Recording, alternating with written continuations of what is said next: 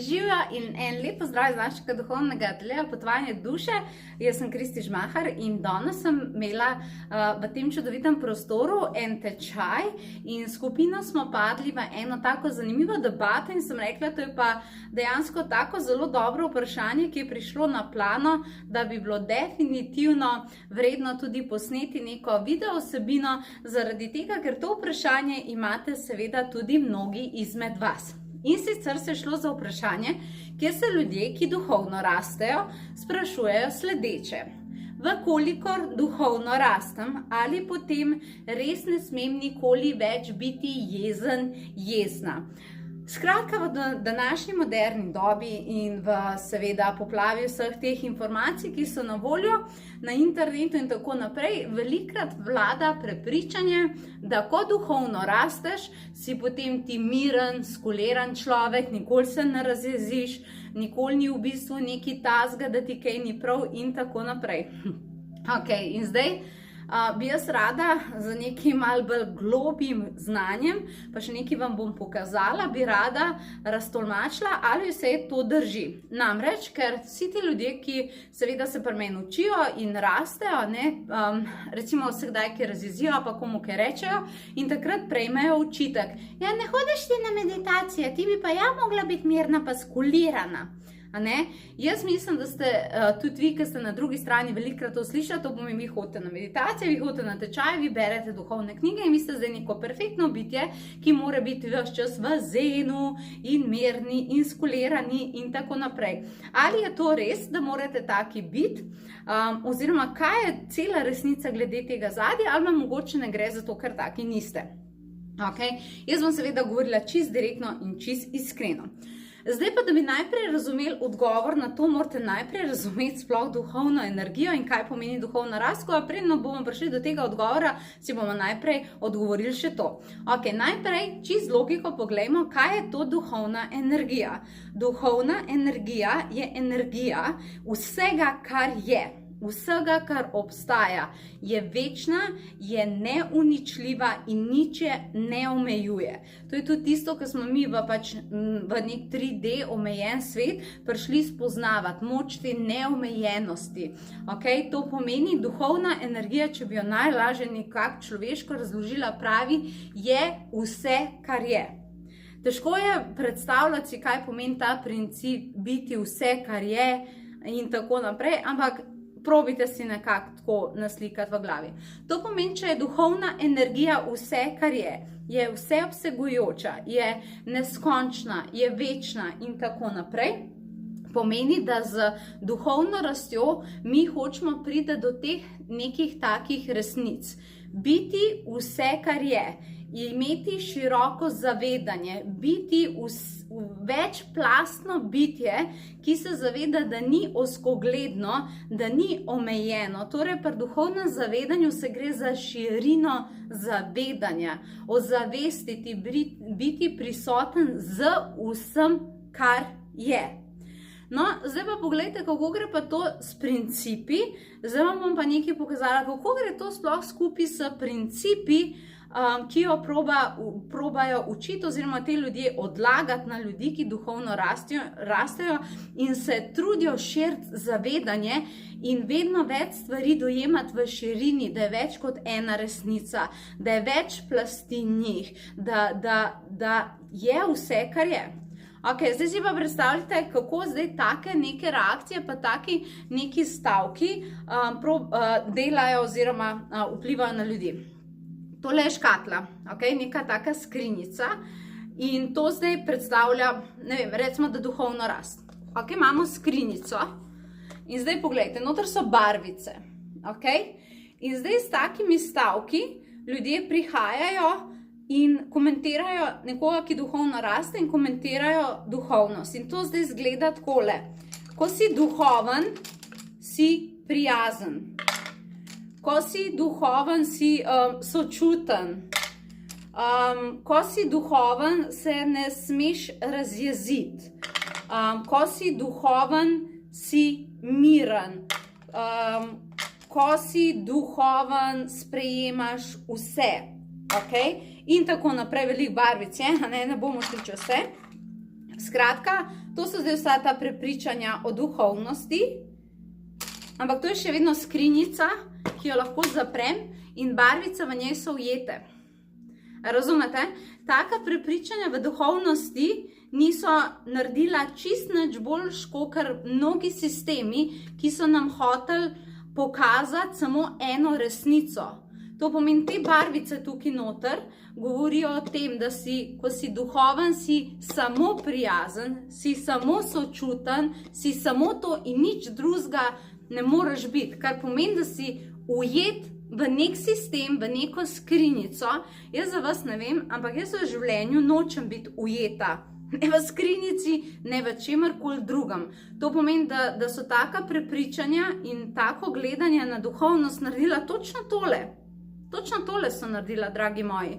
To pomeni, da hočejo neki taki principi vas ujet, da morate biti to. Ampak kako gre pa to kontra temu, kar sem vam seveda prej povedala? Če je duhovnost vse, kar je vseobsegujoča, pomeni, da ni omejena. Ta skrinjica, te barvice noter so prostorsko omejene in še vedno so zapor. Taka prepričanja so še vedno zapor, razumete, ne? Tako da, kakšni so v resnici duhovni ljudje? Glede na to, da je duhovna glede na to, da je duhovna energija vse tako spotencirano, vse tako močno, pomeni, da so duhovni ljudje tudi to, so vse, kar so.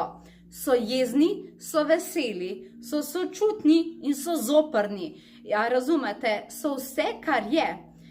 Sprejemajo vsako svojo izkušnjo in jo izražajo v unem trenutku, kakor jo izražajo v svojem trenutku prisotnosti do vsega, kar obstaja. Ljudje pravijo, da ne vem, jeza ali pa ne vem, karkoli žalost, pa tako da to niso duhovne energije. Če niso duhovne energije, ker duhovne energije so vse, kar je, ne? Zakaj je potem to na planetu? Zakaj je to orodje? Ljudje jemljajo bolečino pa žalost pa jezo kot slabo, ampak če bi zelo dobro razumeli duhovno rast, bi razumeli tudi to, da je to orodje za razumevanje, da je to orodje za rast, da je to orodje za spoznavanje sebe, kar pomeni, da je to tudi orodje za pot do miru in tako naprej. Tako da jaz odgovarjam temu tako, duhovni ljudje so jezni, in so veseli, in so sočutni, in so prestrašeni, in so žalostni, in so radostni, in vse so, in včasih to zaradi tega, ker je duhovna energija zelo močna, vse skupaj še zelo spotencirani. Tako da, dragi moji, unika imate ljudi, ki duhovno doma rastejo, naj vam nekaj povem, zelo bojo včasih jezni in še bolj bojo jezni, ker so bili prej zaradi tega, ker so oni v procesu zavedanja sami sebe. Oni so v procesu, kjer se zavedajo sebe, svojih emocij, ne tlačijo jih, ne delajo se, da so prijazni, ko to nočejo biti. Razumete, zaradi tega, ker imajo zavedanje. To, da se pa ti delaš, da nisi jezen, to, da se ti delaš, da si nekaj popolno bitje, ki ne čuti te stvari, je pa eno navadno fejkanje. In to spada v škatlo nekih prepričanj in spada v škatlo, ki ti drugi naložijo, ti tak moraš biti, če hočeš biti duhoven, kar pomeni, da je to ena navadna manipulacija in zelo daleč od tega, kar bi kdorkoli hotel verjeti vse. Tako da, ampak dobra novica tega je, da tudi če si še bolj jezen, kakor si bil prej, je dejstvo, da imaš tudi drugi pol, si tudi veliko večkrat bolj miren, kakor si bil prej, pa znaš radost čutiti veliko bolj, kakor si jo čutil prej, pa znaš pomagati ljudem, pa biti sočuten do njih veliko bolj, kakor si to znal prej. To pomeni, da je vse spotencirano in da je vse na večje, kakor je bilo pred duhovno rastjo. Kajti duhovna rast pomeni biti prisoten vse, kar je, pomeni zavedati se sebe v celoti in sprejemati vsak del sebe in vsi imamo v sebi oba pola življenja, katerega nam je že narava pokazala, yin-yang pola. To pomeni, da vse obstaja v enem polu in v drugem izkušanju in prav je, da je to tako, prav je, da smo človeški in prav je, da dejansko vidimo, da tudi neke energije, ki bi jih kdo opisoval kot negativne,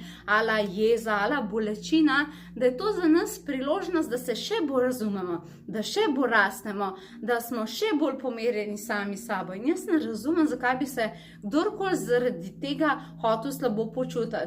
Tako da, dragi moji, oni ljudje, ki vam to servirajo, so ljudje, ki vas hočejo stlačiti v skrinjico. Jaz ne vem, ampak, a veste, skrinje so tudi dokaj včasih podobne krstam. Tako da ne vem, če hoče kdo končati v kakršnikoli škatli in v kakršnikoli skrinji.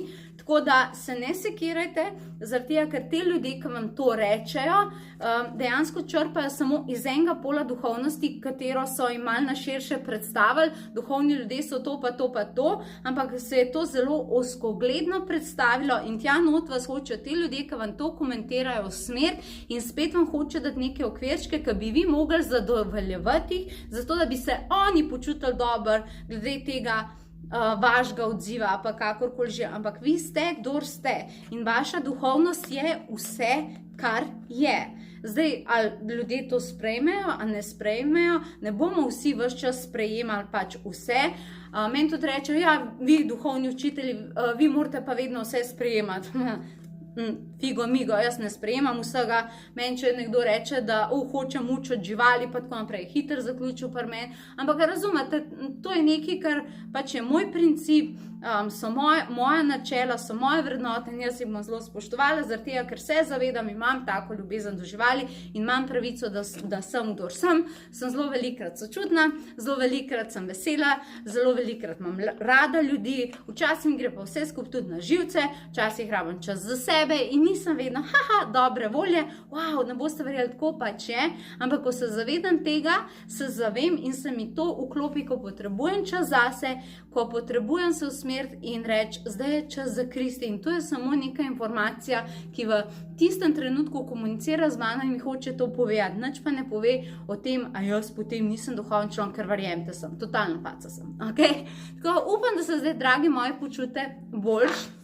Spustite svoje barvice na plano, da porišejo ta svet in mu dajo barve in mu dajo lahkotnost in mu dajo barvitost, kajti to je tisto, kar ta svet potrebuje. In ne se pustiti ujeti v kakršnekoli skrinjice, ok, bodite barvice, upam, da sem vam zdaj zelo dobro to razložila, da se veliko bolj počute, jaz vam definitivno želim to barvitost in da ste, kdor ste, tako da lepo se imejte, spremljajte nas še naprej, imamo pri nas take duhovne šole, ki vam bojo dale to zavedanje, vam bojo dale vedeti o vseh teh globokih duhovnih znanjih, ogromno jih zdaj prihaja, tako da ne pozabite pokukati na www.potovanjeduse.si. Želim vse dobro, lepo se imejte in adijo.